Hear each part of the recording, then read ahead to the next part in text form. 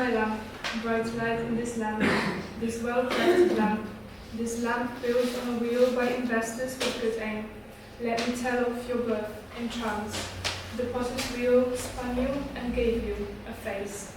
Unfolds your function is placed within your nostrils. A function as bright as the sun's rays. So then, O light of my lamp, let your light give out the signal we women have arranged.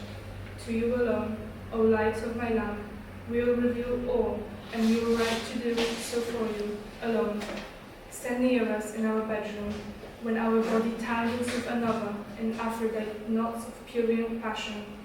You alone, O light of my lamp, can stand by and watch our bodies bend into taut bows, and no one will send you away. You alone, O light of my lamp, can look so closely into those nooks and crannies between our ties, where no one else can look, and cinch the curls that blossom thrive. And you, alone, stand by when to our pantries we run to steal the floor and Bacchus wine. You see us, then, and help us, but you don't show and tell our neighbor.